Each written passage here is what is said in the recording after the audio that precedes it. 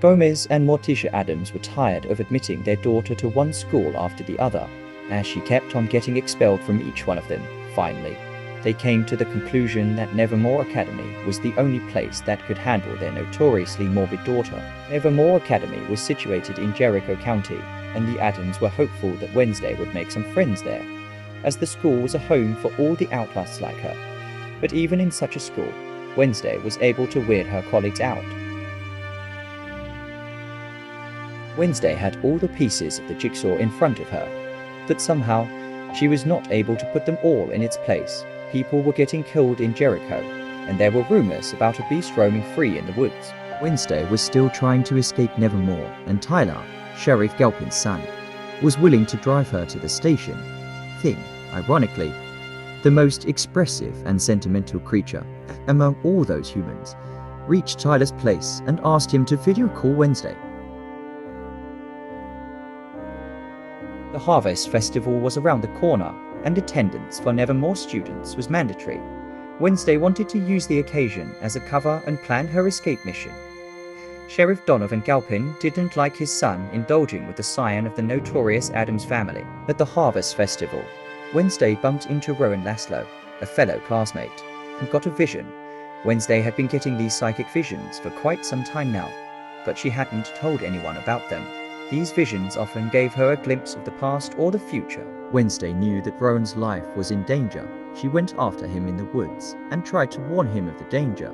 Rowan had been disturbed for quite some time now. Rowan, out of nowhere, attacked Wednesday and told her that she was the reason behind the catastrophe that was going to fall upon Nevermore in the near future. Rowan's mother was a powerful seer, and he believed that to save Nevermore, he had to kill Wednesday at all costs. Before he could do that, the feared monster came out of hiding and killed him.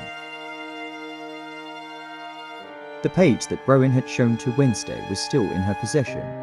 There was a watermark on it, which she was told belonged to an old student society named Nightshades. Wednesday noticed that the other half of the page had a picture of a pilgrim who was standing in a manner as if he was going to enter into combat with Wednesday. Xavier told Wednesday that the picture was of Joseph Crackstone, Jericho's founding father. Through one of her psychic visions, Wednesday had gotten to know that Joseph, in the 1600s, was running a movement to make Jericho ethnically homogeneous by killing all the innocent outcasts. Wednesday wasn't able to realize how Joseph Crackstone was connected to the monster lurking in the woods.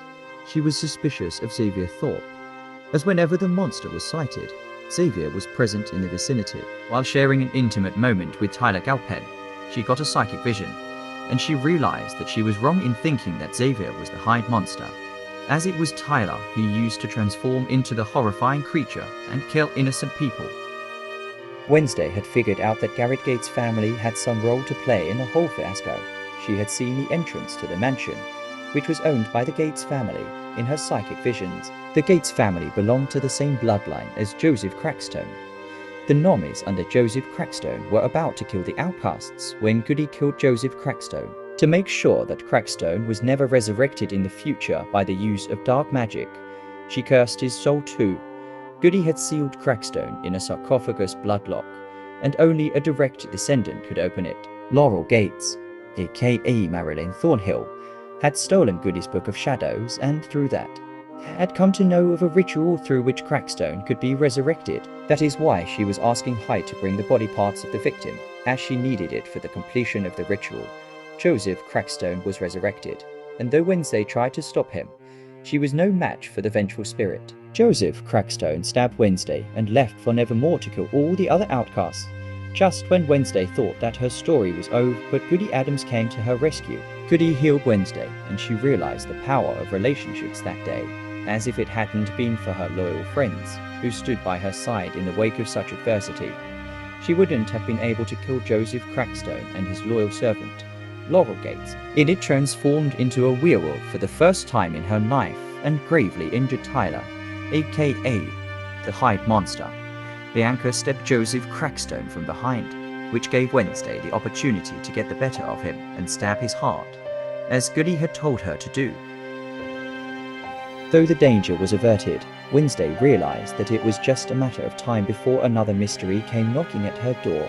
Xavier had gifted her a mobile, and Wednesday received a message from an anonymous address. While she was still getting used to the technology, the unnamed stalker threatened to kill her, and Wednesday knew that her vacation was going to be quite eventful. Tyler Galpin was still alive, and Wednesday knew that there were still a lot of questions that needed to be answered.